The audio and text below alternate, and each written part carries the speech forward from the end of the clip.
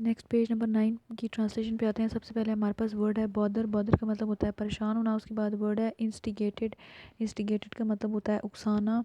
उसके बाद वर्ड है डैंगलिंग। डैंगलिंग का मतलब है बेरब्त। उसके बाद पिट है। पिट का मतलब होता है पोटली। उसके बाद वर्ड चैंटिंग है। चैंटिंग का मतलब है कि कोई भी आप चीज़ ऊंचा ऊंचा चिल्ला कर गा कर बता रहे हो किसी को।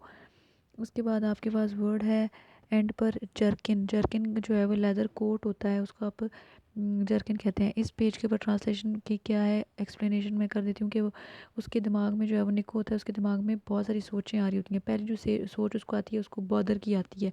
सेकंड जो उसको सोच आती है उसको ये आती है कि उसकी जो बेस्ट फ्रेंड है रोज़ी, उसने उसको यहाँ पर फंसा दिया और उसे सांपों की जो पोटली है उसके अंदर फेंक दिया है, गठड़ी के अंदर फेंक दिया है।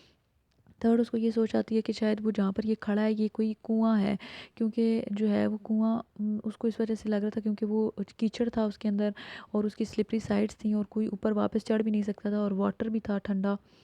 इस वजह से उसको लग रहा था कि शायद ये कुआं है। लेकिन आखिर में उसको ऐसे रियलाइज़ होता है कि शायद ये कुआं नहीं है, क्योंकि उसको जो है वो वहाँ पर ब्लैकनेस बहुत ज़्यादा नज़र आ रही थी और उसके बाद उसकी बॉडी में कोई एक सिंगल सांस भी नहीं रहा था कि वो सांस ले सके। और उसको ऐसे लग रहा था जैसे बहुत ज़्यादा सर्दी है। और उसके बाद एकदम से उसके जो सर पर जो है वो एक स्टोन लगा है जिसकी वजह से उसको मतलब उस वो बहुत ज़्यादा पेन हुआ है उसको। और उसके बाद उसको थोड़ी देर बाद कुछ चलने की आवाज़ आई है। जब उसे चलने की आवाज़ आई है तो उसने आवाज़ लगाई कि स्टॉप सर। लेकिन वो जो चलते हुए कदम जो उसकी तरफ आ रहे थे वो उसकी तरफ आने लगे और वो बेसिकली वो आदमी था और उस आदमी ने उसको कहा कि मैं जो तुम्हारे जिस्म में एक हड्डी भी नहीं छोड़ूंगा। इतने में क्या होता है कि एकदम से उसको आवाज़ आती है, जो बड़ी सी ये आवाज़ लिखी हुई है BKFA इस तरह से जो बड़ी सी आवाज़ लिखी है वो उसको आवाज़ आती है।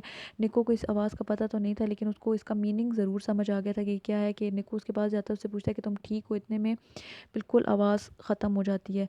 निको का जब हाथ लगता है उसकी जैकेट के साथ, उस बंदे की लेदर की जैकेट के साथ, तो तब उसको पता चलता है कि ये बंदा जो है वो मर चुका है, या वो इस तरह लेटा हुआ है जैसे वो मर चुका है लेकिन उसकी सांस चल रही थी उस बंदे की।